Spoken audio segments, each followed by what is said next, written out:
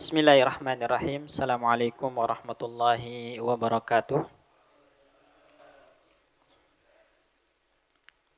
Alhamdulillah. Alhamdulillahilladzi hadana li hadza wa ma kunna linahtadiya laula an hadanallah.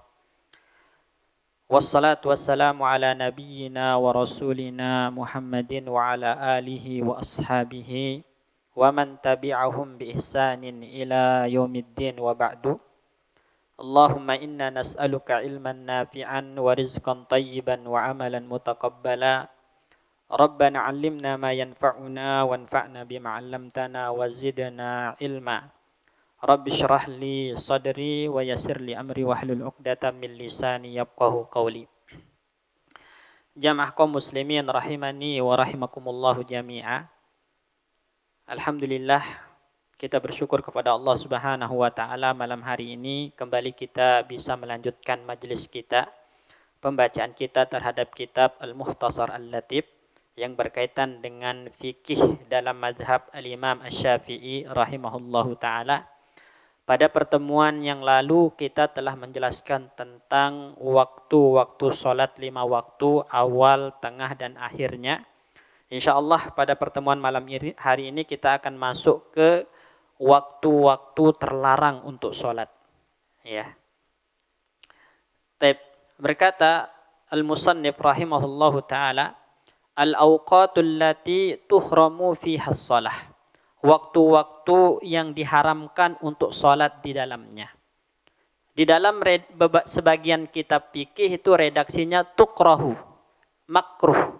Tapi yang dimaksud dengan makruh di sini adalah makruh karahiyatut tahrim. Ya, makruh yang haram.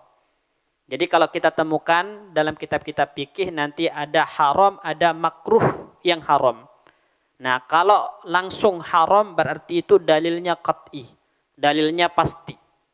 Sedangkan kalau makruh yang haram berarti dalilnya ihtimal atau zanni, ya persangka kuat. Nah, yang dimaksud dengan haram di sini, jamaah sekalian rahimani wa rahimakumullah, adalah la tan'aqid, artinya tidak sah salatnya. Jadi kalau salat dilakukan di waktu-waktu terlarang ini, dan salat apa yang dilarang di waktu-waktu terlarang ini nanti kita jelaskan. Kalau dilakukan maka konsekuensinya la tan'aqidus shalah, maka salatnya tidak sah. Jadi dia udah melakukan hal yang berdosa, salatnya pun tidak sah. Beliau mengatakan di sini wa tahrumus salatu fi khamsati awqatin. Ada 5 waktu yang diharamkan untuk salat di dalamnya. Tadi sudah kita jelaskan haram berarti tidak sah. Nah, apa 5 waktu ini? 3 berkaitan dengan waktu, 2 berkaitan dengan perbuatan salat itu sendiri. Yang pertama, inda tulu'is syamsi hatta tartafi'a qadra rumhin. Ketika matahari terbit sampai meninggi seukuran ujung tombak, ya, seukuran ujung tombak. Jadi waktu ketika matahari terbit sampai meningginya matahari seukuran tombak itu adalah waktu terlarang untuk melakukan sholat. Ya. Nah, ar-rumhu di sini itu ukurannya sekitar 7 zira. Ya, 7 zira itu kalau sekarang itu sekitar 4 derajat, tingginya sekitar 4 derajat. 1 derajat itu sekitar 4 menit.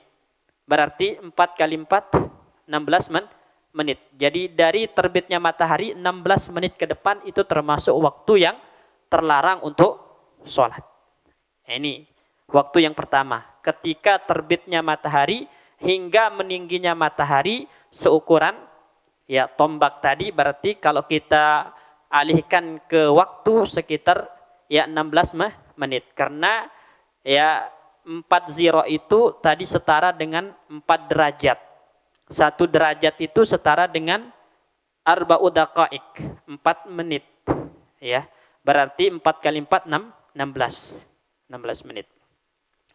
Kemudian yang kedua kata Syekh wa indal istiwa'i fi ghairi yaumil jum'ati hatta tazula. Yang kedua adalah ketika matahari istiwa. Istiwa itu berarti matahari tepat berada di di atas di tengah-tengah sampai dia tergelincir, kecuali di hari Jumat. Ya, kecuali di hari Jumat. Artinya boleh ya sholat di hari Jumat ketika matahari tepat di atas atau di tengah-tengah sebelum tergelincir. Bagi orang yang melaksanakan sholat Jumat. Ya. Kenapa? Karena Nabi Shallallahu Alaihi Wasallam menganjurkan untuk bersegera ya melakukan sholat Jumat, bersegera untuk hadir sholat Jumat, sehingga tidak masalah orang sholat Jumat ketika benar-benar matahari di tengah sebelum tergelincir, itu dibolehkan. Bahkan dalam madhab Imam Ahmad rahimahullahu ta'ala, waktu sholat Jumat itu sama dengan waktu sholat Id. Kapan dimulai sholat Id? Pagi ya, sekitar waktu duha. Itu udah boleh sholat Jumat kalau dalam madhab Imam Ahmad. Tapi dalam madhab Imam Syafi'i rahimahullahu ta'ala, waktunya sama dengan waktu zuhur. Ya. Tapi di sini boleh bagi orang yang hadir melakukan sholat Jumat untuk melaksanakannya ketika waktu istiwa tadi.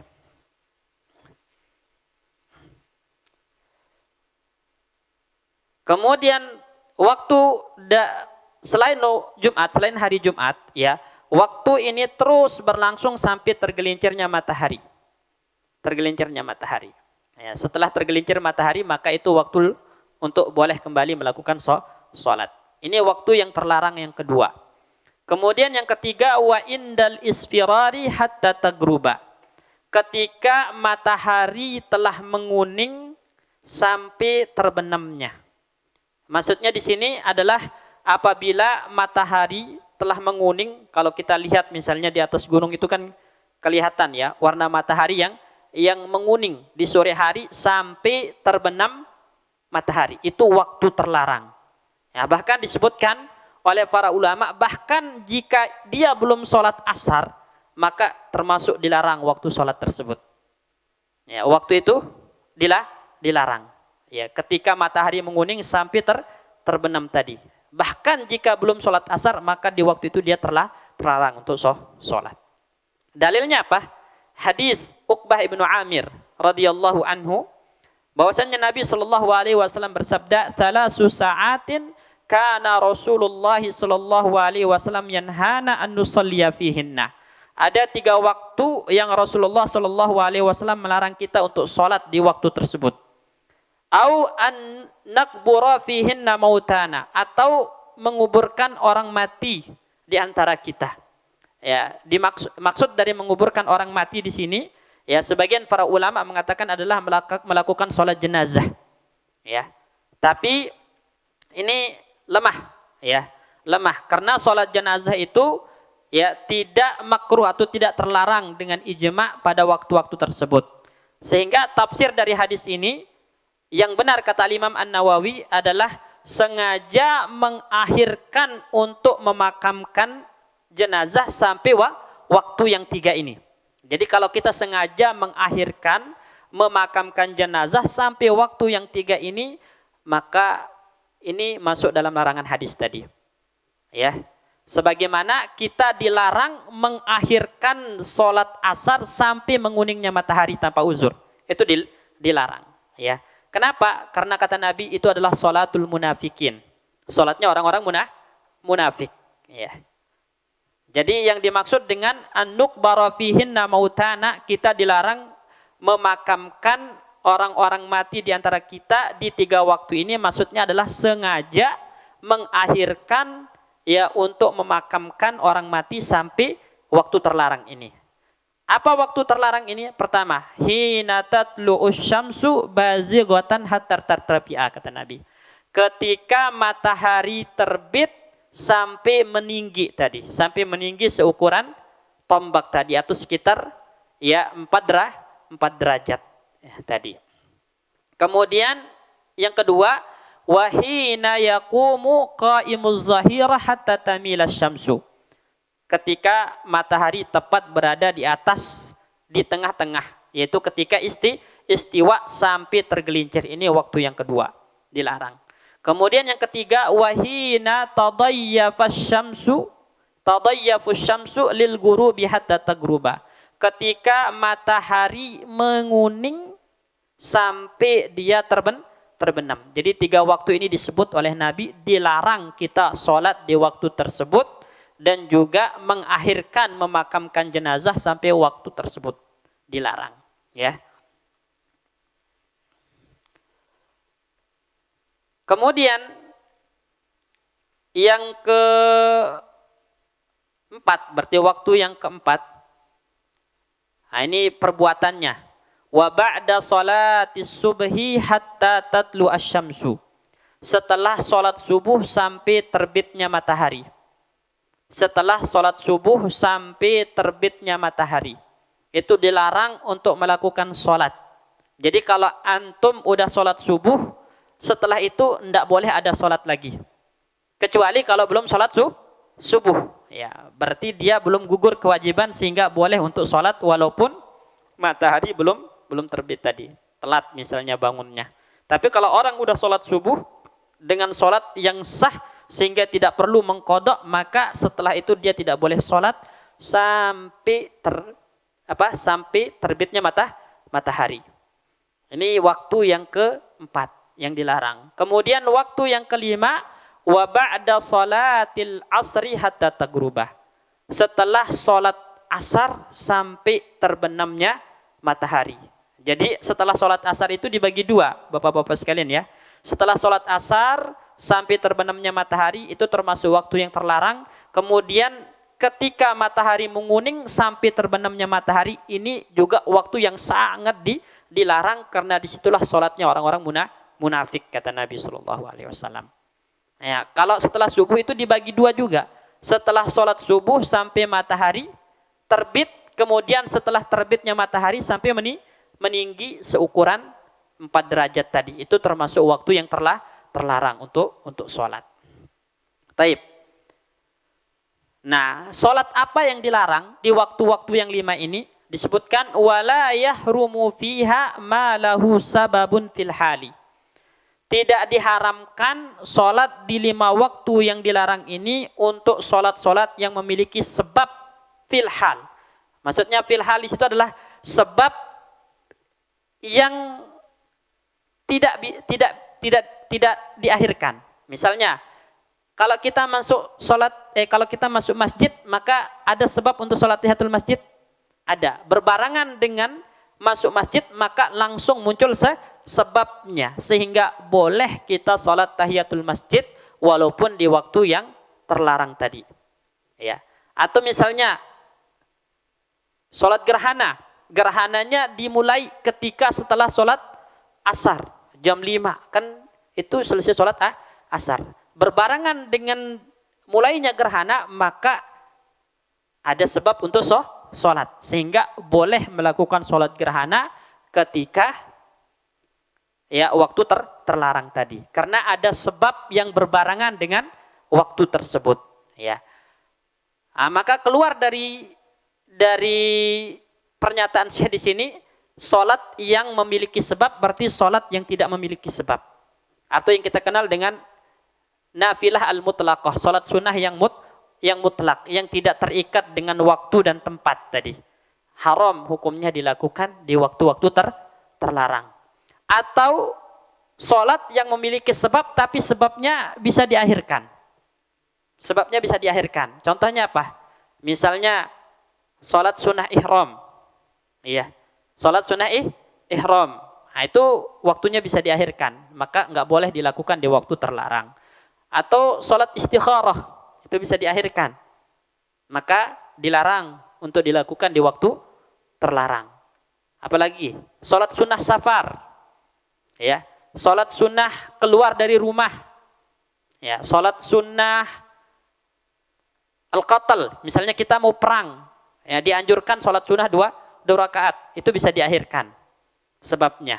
Atau sholat sunnah hajat. Sholat sunnah hajat itu bisa diakhirkan waktunya. Maka dilarang untuk dilakukan di waktu-waktu terlarang tadi. Kenapa? Karena sebabnya itu mutaakhir, bisa untuk diakhirkan. Makanya disebutkan oleh Syekh di sini, katahiyatil masjidi wal kusufi. Contohnya seperti sholat tahiyatul masjid dan kusuf. Ini waktu yang memiliki sebab yang berbarangan dengan perbuatannya, kondisinya. Berbeda dengan rakaatai al-istiharah kata beliau. Kenapa? Karena bisa diakhirkan sebabnya. Sehingga tidak boleh dilakukan yang namanya sholat istiharah di waktu terlarang. Kemudian beliau mengatakan di sini, wa yahrumu ibtida'us sholati ba'dal khatibi ba'da su'udil khatibi fil jum'ati 'alal mimbar ghairat tahiyyah. Haram hukumnya memulai salat setelah khatib naik mimbar di hari Jumat, kecuali salat tahiyatul masjid. Nah, di sini penting ini. Ya, maksudnya di sini adalah haram bagi orang-orang yang ingin melakukan sholat Jumat walaupun dia berada di rumahnya. Walaupun dia berada di rumahnya, dia ingin melakukan sholat Jumat, haram hukumnya dia memulai sholat ketika khotib sudah naik mimbar. Atau orang yang nggak wajib Jumat, seperti siapa? Perempuan nggak wajib Jumat, tapi dia ingin datang untuk sholat Jumat. Karena dia ingin datang sholat Jumat, maka haram untuk memulai sholat ketika khotib naik mimbar. Kecuali sholat tahiyatul masjid. Kecuali sholat tahiyatul masjid. Artinya boleh sholat tahiyatul masjid ketika khotib berada di atas mimbar. Tapi sholat tahiyatul masjidnya itu harus diringankan. Dalam artian jangan panjang-panjang sholat tahiyatul masjidnya. Ringan saja, ya. Bahkan dalam mazhab Imam Ahmad, ya, semua sholat baik yang memiliki sebab ataupun tidak haram dilakukan di waktu terlarang, makruh dilakukan di waktu terlarang, kecuali sholat tahiyatul masjid di hari Jumat. Ketika khotib sedang, ya, naik mimbar atau ketika matahari tepat di tengah-tengah termasuk waktu terlarang, enggak masalah. Hanya itu yang dibolehkan dalam mazhab Imam Ahmad. Tapi kalau dalam mazhab Imam Syafi'i selama punya sebab boleh. Ya, sebab yang sifatnya hal tadi yang berbarangan waktunya dengan kondisinya, bukan yang bisa diakhirkan sebabnya. Baik.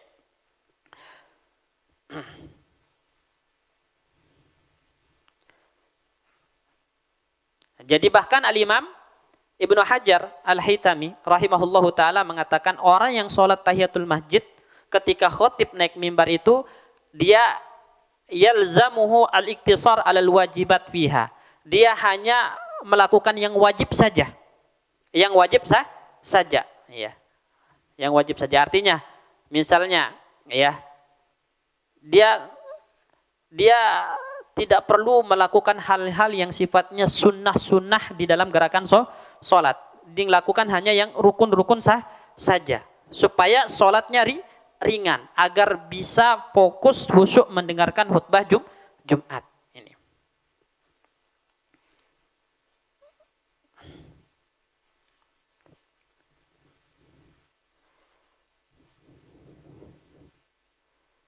Nah, kemudian ada yang dikecualikan dari waktu-waktu terlarang ini, yaitu sholat di tanah haram di kota Mekah. Jadi kapanpun, ya, itu boleh kita melakukan sholat sunnah, baik itu sholat sunnah mutlak, sholat sunnah yang punya sebab, itu walaupun di waktu terlarang boleh kalau di tanah haram di kota Mekah, hanya di kota Mekah, tanah haram di kota Mekah. Baik itu di Masjidil Haramnya atau di selain Masjidil Haram, selama masih bagian dari tanah haram kota Mekah, maka boleh melakukan sholat sunnah kapanpun, ya, walaupun itu di waktu terlarang. Boleh enggak kalau di Haramul Madani, di tanah haram kota Madinah? Tidak boleh. Jadi tidak boleh melakukan sholat sunnah mutlaqah, sholat sunnah yang tidak memiliki sebab di waktu terlarang di kota haram Madinah. Hanya boleh di tanah haram Mekah. Ya, berdasarkan hadis Nabi SAW, ya Bani Abdi Manab, kata Nabi, wahai, ya, anak keturunan Abdu Manab, la tamna'u ahadan tawafa bihadzal bait. jangan kalian melarang siapapun untuk tawaf di rumah Allah. Wa shalla ayyata sa'atin sya'a, dan dia sholat kapanpun dia mau, baik di malam atau di siang hari. Jadi Rasulullah mengatakan dia sholat kapanpun dia mau, di malam atau siang hari, jangan dilarang. Dari sini para ulama mengatakan boleh kita sholat sunnah kapanpun, walaupun itu waktu terlarang, selama itu di tanah haram Mekah. Jadi kesimpulannya, jamaah sekalian rahimani wa rahimakumullah, ada berapa waktu terlarang untuk sholat? Ada 5. Sholat apa? Sholat yang tidak memiliki sebab. Ya, sholat yang tidak memiliki sebab. Seperti sholat sunnah mutlaqah. Atau sholat yang memiliki sebab, tapi sebabnya bisa diakhirkan. Kayak tadi, sholat sunnah safar. Kan sebelum safar disunahkan sholat 2 rakaat. Bisa nggak ditunda berangkatnya? Sholatnya. Bisa nggak? Bisa, gitu kan. Kalau masuk tahiyatul masjid, ketika masuk, maka dilarang, maksudnya disunahkan untuk sholat 2 rakaat sebelum duduk, gitu kan. Sudah ada sebabnya berbarengan dengan masuknya. Pilhal, ketika itu ada sebabnya. Dan tidak diakhirkan, sehingga boleh sholat walaupun di waktu terlarang. Tapi kalau mau keluar rumah, bisa ditunda dulu. Ditunda dulu. Nah, nanti kalau udah selesai waktu terlarang, sholat 2 rakaat baru keluar rumah. Nah, ini. Sehingga sebabnya bisa diakhirkan, maka tidak boleh untuk dilakukan di waktu terlarang. Baik.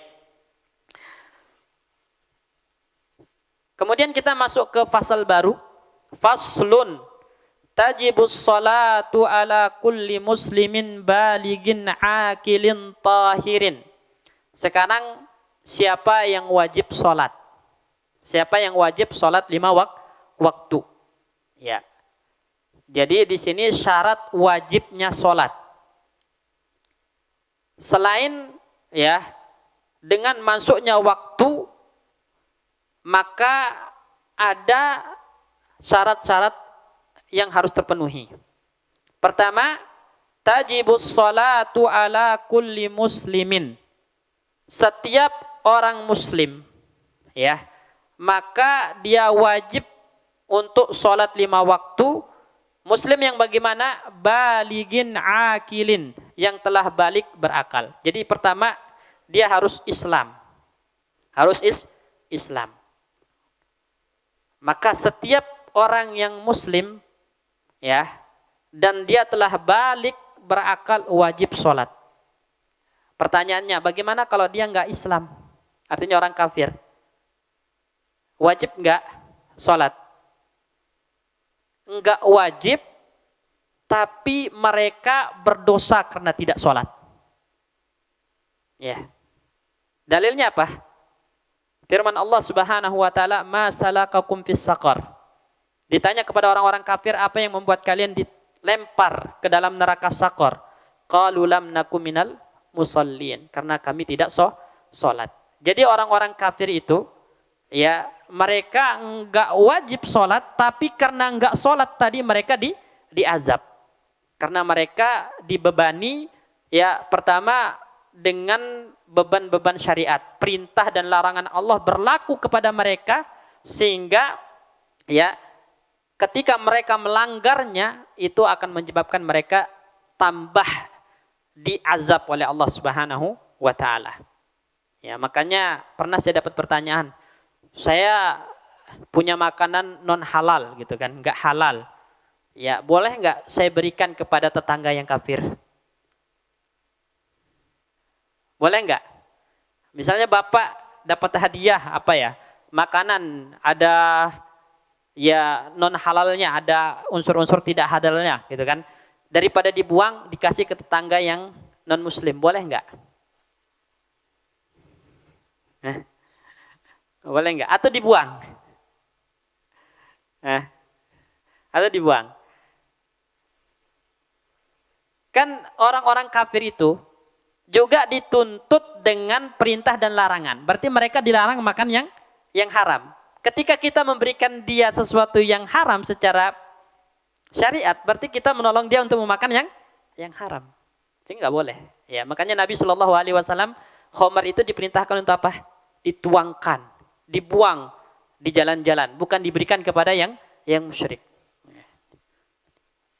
Karena orang-orang kafir itu mukhatabuna bi furu'is syariah.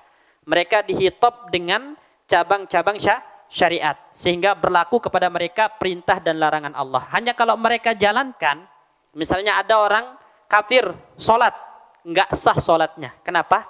Belum syahadat. Salah satu ya syarat sahnya kan Islam. Islam itu harus bersyahadat la ilaha illallah Muhammad Rasulullah. Ya, makanya Nabi Shallallahu Alaihi Wasallam ketika mengutus Muadz ke Yaman, apa kata Nabi? Ud'uhum ila syahadati alla ilaha illallah wa anna Muhammadan Rasulullah.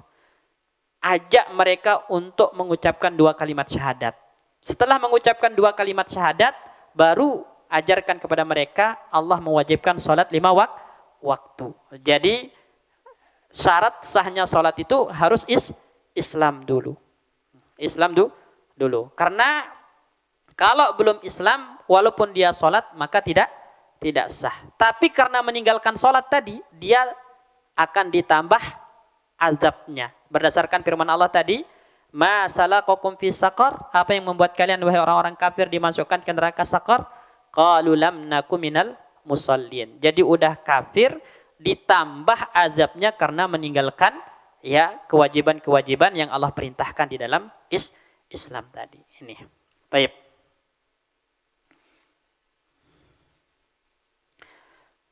Nah, kalau ada ya orang kafir asli masuk Islam, ya sebelumnya kafir masuk Islam, apakah dia wajib mengqadha salat yang ditinggalkan selama kafir? Karena kan mukhatabun, mereka dihitab dengan perintah dan larangan Allah. Jadi kalau ada orang kafir masuk Islam, apakah wajib dia mengqadha salat selama dia kafir? Tidak wajib. Karena ya kenapa? Kata para ulama, takhfifan lahum. Ini untuk meringankan mereka. Jadi beda dengan orang murtad. Orang murtad, Muslim keluar dari Islam, selama dia murtad, lalu masuk Islam lagi, dia wajib mengqadha salat yang ditinggalkan selama murtad. Ya, kenapa? Karena ini hukuman ya berat bagi orang murtad. Jadi kalau ada orang Muslim kemudian murtad, berarti dia enggak salat. Salat pun enggak sah karena murtad. Lalu masuk Islam lagi, maka salat yang ditinggalkan selama murtad itu wajib diqadha. Ya, kenapa? Karena dia Muslim sebelumnya, kemudian ya keluar dari Islam, kemudian masuk Islam lagi, maka ketika dia meninggalkan sholat masa murtadnya wajib diqadha. Ya. Ini syarat wajib yang pertama. Kemudian yang kedua al-bulugh. Dia harus balik. Berarti keluar darinya apa? Anak kecil yang belum balik. Ya, berdasarkan hadis Nabi Shallallahu Alaihi Wasallam, rufi al-qalamu an thalathatin. Ya, beban itu diangkat dari tiga orang. Pertama, anin naim hatta yastaiqidha. Orang tidur sampai dia bangun. Ya. Kemudian yang kedua, dari anak kecil sampai dia balik. Kemudian yang ketiga, anil majnun hatta yahtalim.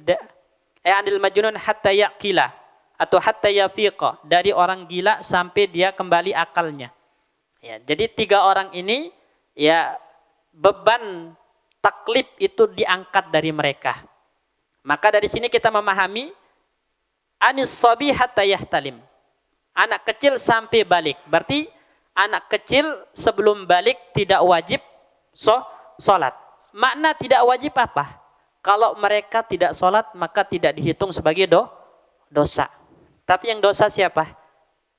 Orang tuanya, karena tidak mengajarkan anaknya untuk sholat. Makanya dalam hadis disebutkan muru auladakum bis shalah wa hum abna'u sab'i sinin.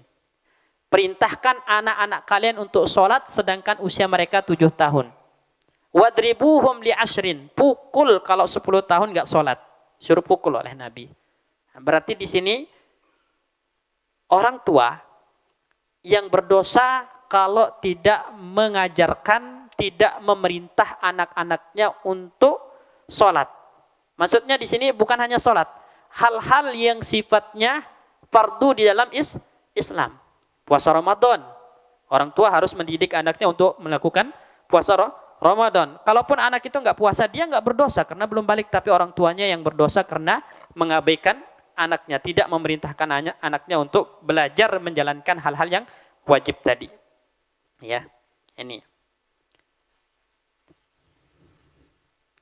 Kemudian karena tidak wajib, maka berarti nanti ketika balik dia tidak punya kewajiban untuk mengqadha sholat yang tidak dilakukan sebelum balik. Ya. Taib.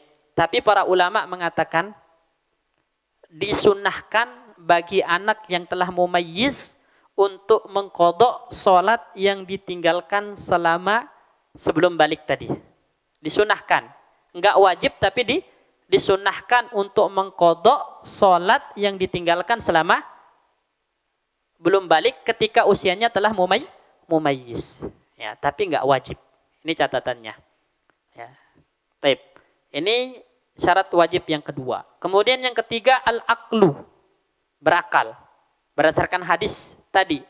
Ya, Nabi mengatakan anil majnun hatta yaqila. Orang gila sampai kembali akalnya.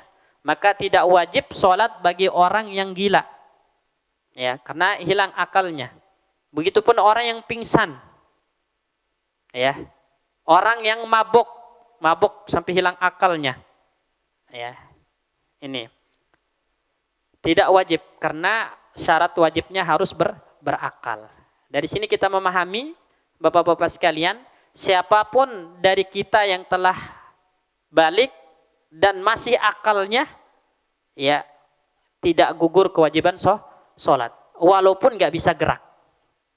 Misalnya ada orang lumpuh total, tapi akalnya masih ada. Akalnya masih ada.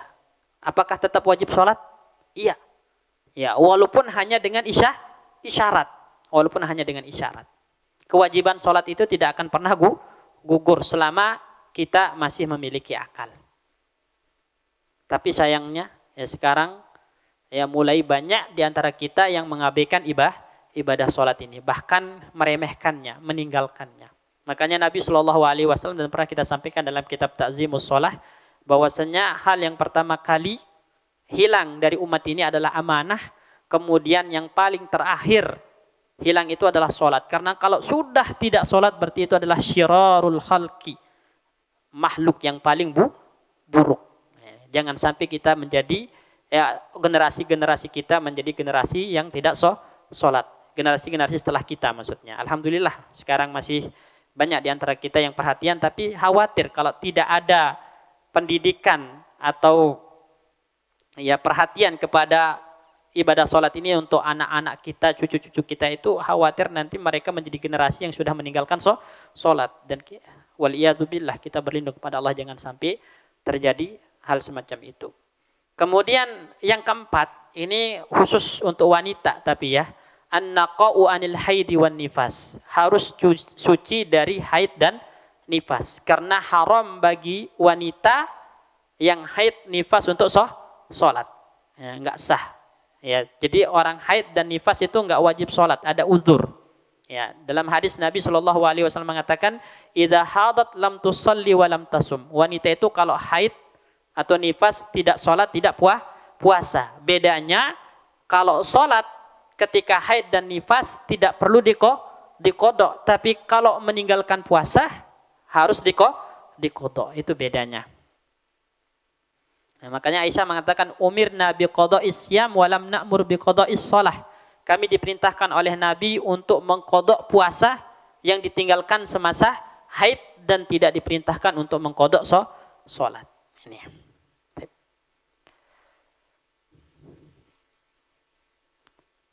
Nah, ada juga ya syarat tambahan yang perlu kita pahami yaitu salamatul hawas. Jadi indra ini selamat, sehat.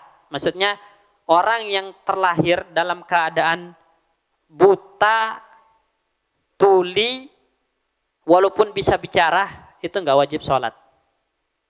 Kenapa? Karena nggak bisa belajar, ya kan? Buta nggak bisa belajar, buta plus tuli. Alat untuk belajar itu apa, bapak-bapak sekalian? La taqfu ma laisa laka bihi ilm, kata Allah. Jangan kalian mengikuti sesuatu yang kalian tidak memiliki ilmu tentangnya.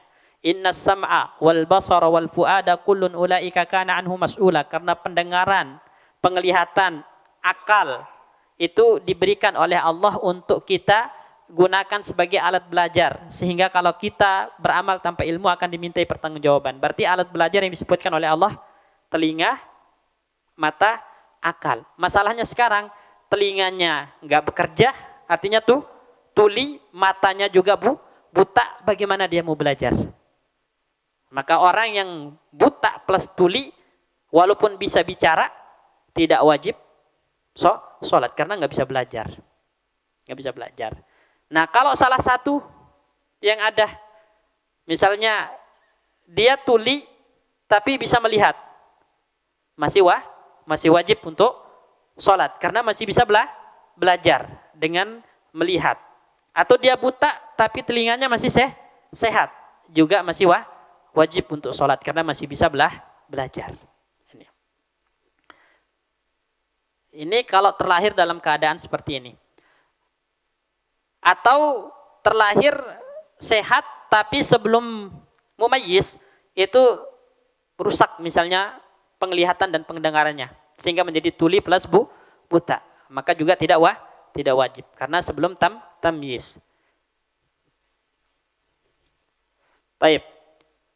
Kalau misalnya sebelum tamyiz tadi dia tuli buta, kemudian kita nggak tahu kemajuan teknologi ke depannya ada obat-obat yang bisa mengembalikan misalnya. Nah, apakah dia wajib mengqadha sholat yang ditinggalkan selama tuli dan buta? Tidak wajib. Tidak wajib. Kalau seandainya Allah berikan ya kesembuhan. Ini. Baik. Kemudian juga syarat wajib yang tidak disebutkan oleh Syekh di sini adalah bulughud dakwah. Bulughud dakwah.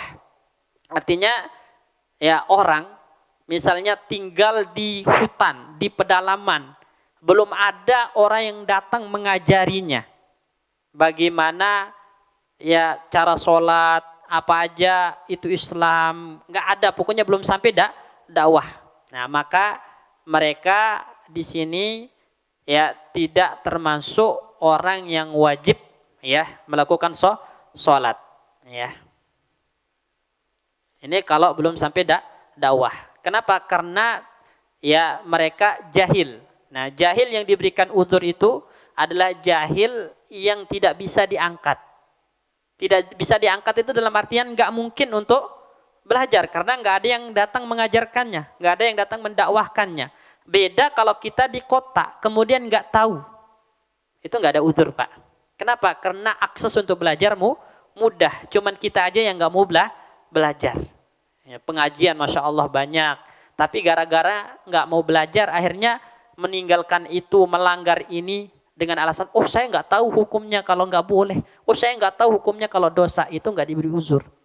Nggak tahu yang seperti itu nggak beri uzur. Kenapa? Karena mungkin untuk belajar, mungkin untuk mengangkat kebodohannya, cuman dia i'rad, berpaling, tidak mau belajar. Padahal Allah berikan akses untuk belajar dengan begitu mudahnya. Kemudian saya mengatakan sini, wa yajibu 'alal waliyyi an ya'mura as-sabiyya biha li 7 sinin. Wali hukumnya wajib, maksudnya orang tua, hukumnya wajib memerintahkan anak kecil untuk sholat ketika usianya 7 tahun. Wa yadribahu 'ala tarkiha li 'ashrin. Dan wajib memukulnya kalau meninggalkan sholat ketika usianya 10 tahun. Jadi ada 2 poin di sini. Pertama, hukumnya wajib. Berarti kalau ditinggalkan dosa. Karena hukumnya wajib. Ya, memerintahkan anak untuk sholat ketika usianya 7 tahun telah mumayyiz. Ya, anak itu kalau nggak sholat, tadi saya bilang nggak dosa. Karena belum balik. Tapi orang tuanya dosa kalau tidak memerintahkan anaknya untuk sholat. Kemudian wajib dipukul kalau nggak mau sholat ketika usianya 10 tahun. Di sini Islam membolehkan kita mendidik anak dengan memukul, tapi untuk hal-hal yang sifatnya urgent, penting, yang menjadi prinsip-prinsip Islam. Ya, kalau ditinggalkan maka boleh dididik dengan dipukul dengan pukulan yang tidak menyakiti, tapi pukulan yang mendidik. Kalau para ulama mengatakan dorban ghairu mubarrih, pukulan yang tidak menyakiti tapi yang mendidik. Anak perempuan juga sama. Jadi wassobiyatu kassobi. Anak perempuan sama seperti anak laki-laki dalam masalah ini. Jadi nggak ada bedanya. Mau dia perempuan, mau dia laki-laki, orang tua wajib memerintahkannya untuk sholat ketika usianya telah mencapai tamyiz 7 tahun, ya, atau memukulnya kalau sudah sampai usia 10 tahun.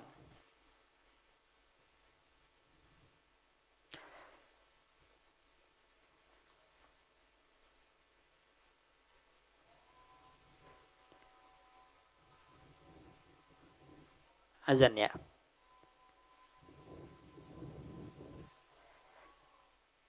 Baik. Kemudian saya mengatakan wadhabitut tamyiz, ya, poin dari tamyiz itu penting, ya, penting. Kapan seorang anak dikatakan tamyiz? Itu karena patokannya bukan usia, tapi ketika anak itu bisa makan sendiri, minum sendiri, kemudian ya ke toilet untuk buang air kecil, ya buang air besar sendiri, ya udah tahu mana kanan mana kiri, ya paham kalau disuruh, bisa menjawab kalau disuruh, maka artinya anak ini telah tamyiz. Ketika telah tamyiz, maka orang tua punya kewajiban untuk mendidiknya dengan hal-hal yang sifatnya prinsip di dalam Islam, kayak sholat, puasa tadi. Ya, kalau ditinggalkan oleh orang tua hal-hal ini, padahal anaknya telah tamyiz, berarti dia meninggalkan yang wajib dan dosa. Baik, karena sudah isya, ya insya Allah nanti kita lanjutkan pembahasan terkait tentang syarat wajibnya sholat ini, kemudian nanti ada syarat sahnya, rukun-rukunnya dan seterusnya. Barakallahu fikum. Kita tutup dengan doa kafaratul majlis. Assalamualaikum warahmatullahi wabarakatuh.